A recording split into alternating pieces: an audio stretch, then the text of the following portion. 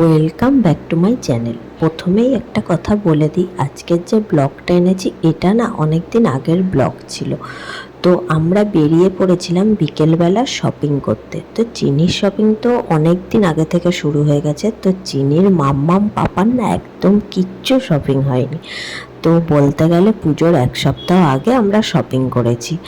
তো দেখে বুঝতেই পারছো পুজো পুজো একটা গন্ধের ভাব কিন্তু রাস্তায় অলরেডি চলে এসেছে, আর প্যান্ডেলও শুরু হয়ে গেছে।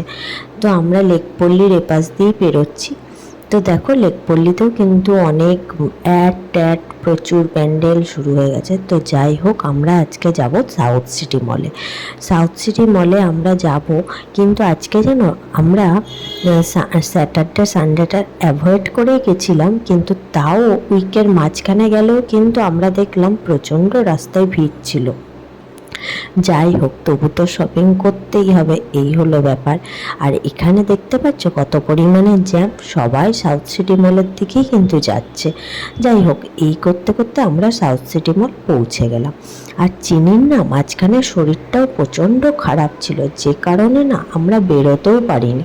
আমরা যখন তারাপীঠ গেছিলাম, তারাপীঠ থেকে আসার পরে চিনির প্রচণ্ড জ্বর কাশি।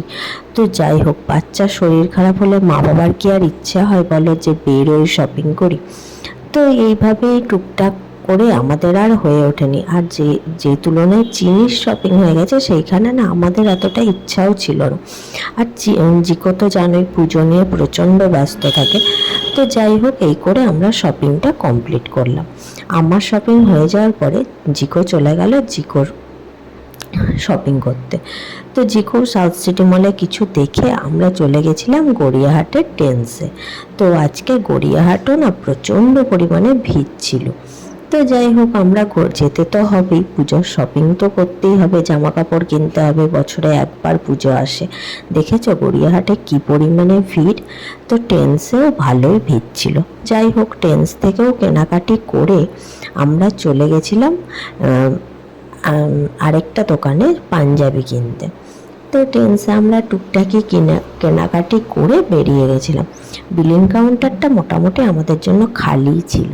যাই হোক, আমরা কেনাকাটি করে যাদবপুরে বাদশায় একটু খাওয়া দাওয়া করে বাড়ি পৌঁছে গেলাম। ছোট্ট করে ব্লগটা এনেছি চিনির শপিংটা, আমি তোমাদেরকে দেখাবো কী কী কিনেছি। চলো এখানে টাটা।